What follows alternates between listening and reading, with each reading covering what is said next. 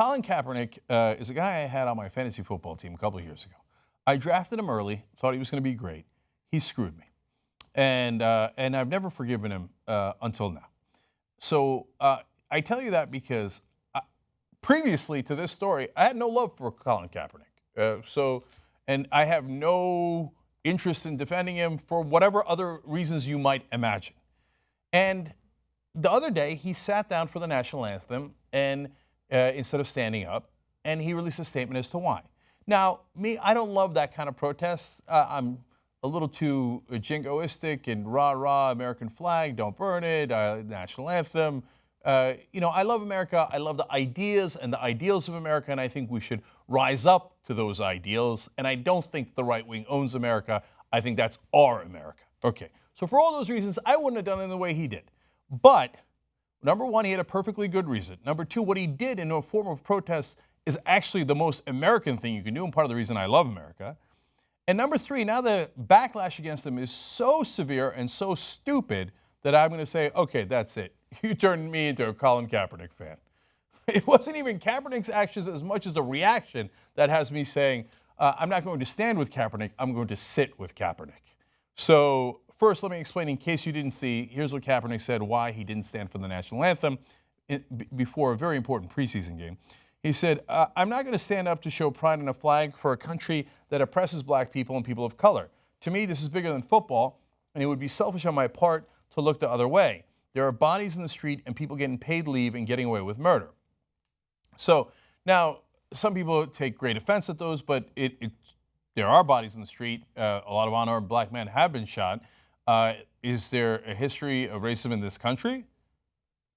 You would have to be blind, deaf, and dumb in many different ways to think that there wasn't racism in this country, let alone a very legitimate case to be made that it exists very strongly today. Not as strongly as it did in the past, obviously, but we can go through all those stats.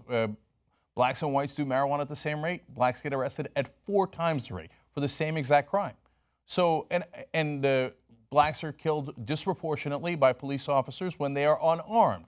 So we've done all that. So he has a perfectly good point to make about how that flag and that anthem is not standing up for what it's supposed to stand up for. So I'm going to sit so that I can draw attention to it and maybe help fix it so we could be more proud of our country.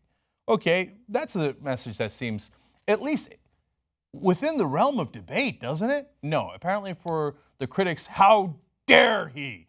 How to say that you will dissent in a country built on dissent?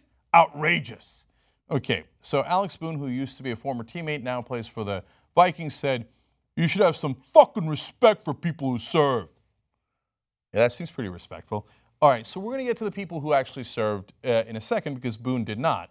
And he's not allowed to speak for them. They can speak for themselves. And wait till you hear what they had to say. Now, but I want to go to a really amazing and more important part of this story because Alex Boone's a knucklehead, football player, doesn't have much of an effect. But the people in the front office of the football organizations have a big effect. Some idiots have been claiming, oh, Colin Kaepernick did this to help his career and get attention. How is this going to help his career? Well, Bleacher Report, Mike Freeman, great job.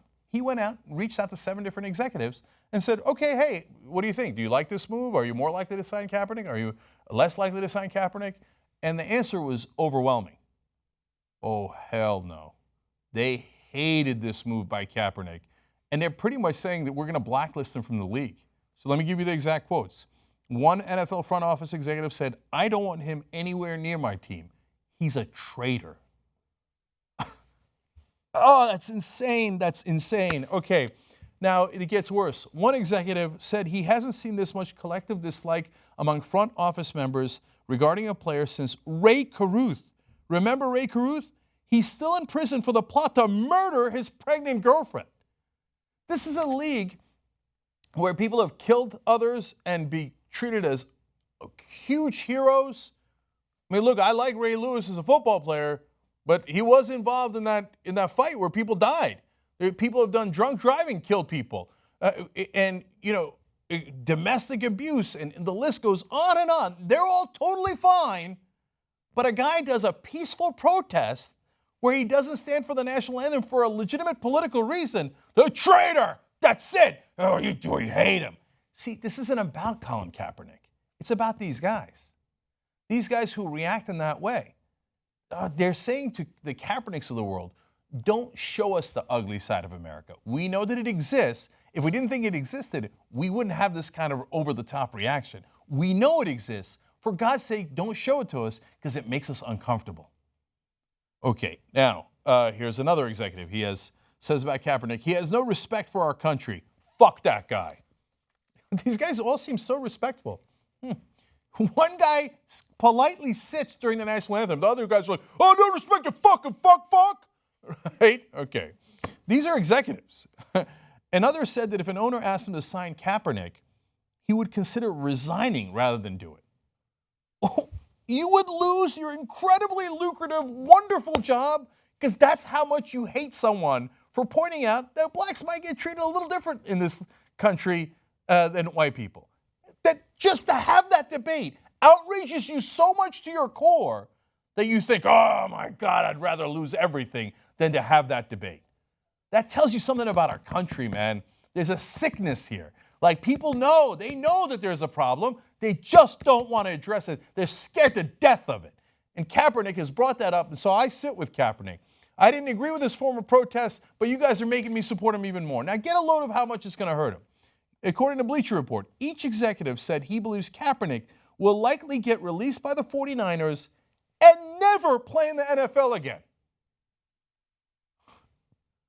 All because he did a political protest, which is the core of what America is.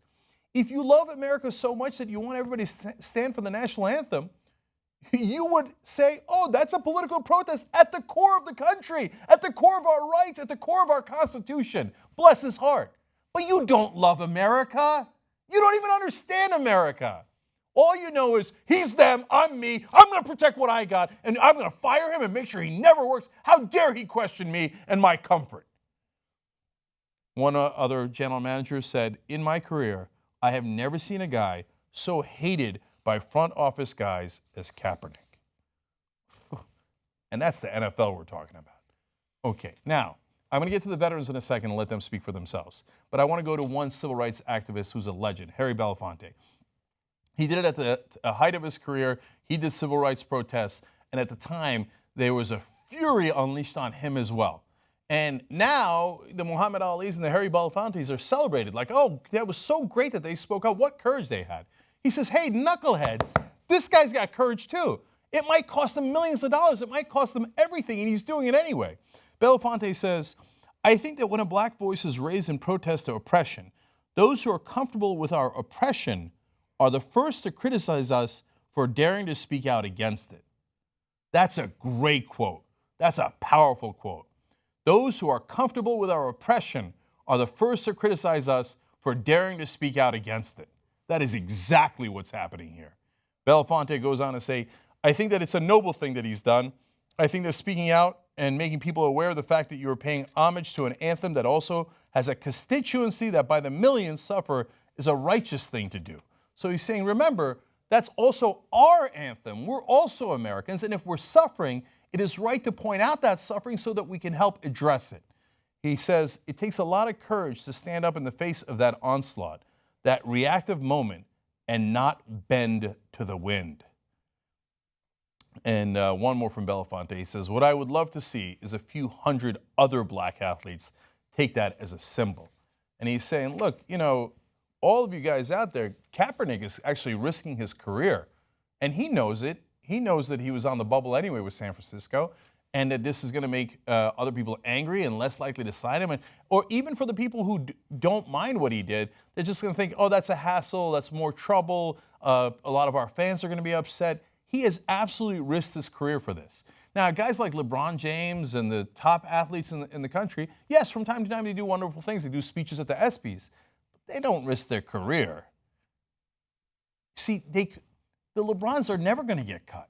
And I don't mean to put all this on LeBron. I mentioned LeBron because I thought he should have done more when Tamir Rice was shot in Cleveland. But he has done more than many of the other athletes, to be fair to him.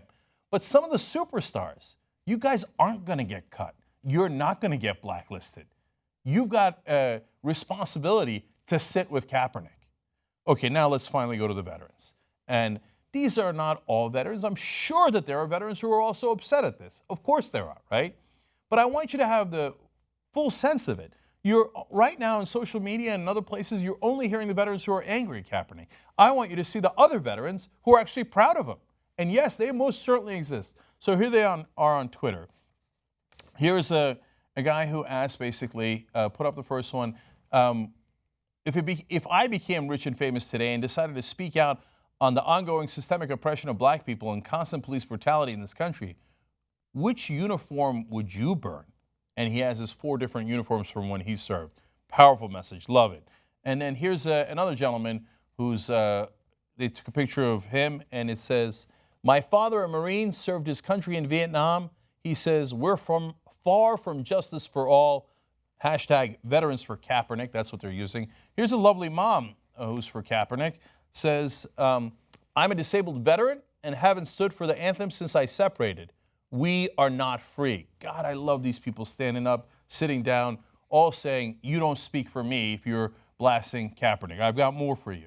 Here's another veteran, and he says, I serve for his right to protest. I don't serve for police brutality. Think about that, how simple a message that is. What did you go and fight for and risk your life for? Was it for freedom and the right to protest? Or was it for the right of cops to be able to do brutality? That's not a hard choice. Police brutality is a bad thing. We should all be against it. We should all fight against it. Doesn't mean all cops do police brutality, but for the ones that do, we should all be united against it. That's not that hard a concept. You didn't go and fight in Iraq and Afghanistan in favor of police brutality. You did it for American rights. Okay, more. Here's another gentleman. He says, hashtag veterans for Kaepernick, because I didn't volunteer to defend a country where police brutality is swept under the rug. Love it. Keep going. Free speech is free speech all the time. And I love that these guys are black veterans, white veterans, males, females. Here's another woman. She writes in, I took an oath and served, so players on a team I don't even like could have freedom of speech. These people at least understand what America is all about. Let's go to the next one. If you haven't served, don't speak on my behalf. Hashtag veterans for Kaepernick. Here's another. I don't agree with all of his points, but I'll fight to the death for his right to say it. Hashtag veterans for Kaepernick. That's literally what veterans do. They fight to the death to make sure we have those rights and people like Kaepernick have those rights. Here's another. Marco writes in, I serve to protect your freedoms, not a song. Hashtag veterans for Kaepernick. Ed Beck writes in, because we're actually not all self-centered racist. Hashtag Black Lives Matter. Hashtag veterans for Kaepernick. Here's a lovely couple. Rebecca Galinas writes in, my husband just returned from 8 months deployment defending Kaepernick's freedom of speech. Hashtag veterans for Kaepernick. And final one, speaking of LeBron, this is LeBron Flocka James. He writes in, people who haven't served trying to tell us how we feel. And he does an emoji. Hashtag veterans for Kaepernick. That's powerful. So now you know there are actually a range of voices, and there are a lot of people, including a lot of our veterans, that think, let's sit with Kaepernick. Together we can change the media, make it more representative of you and not the powerful. Come join us, make a difference. tytnetwork.com/join.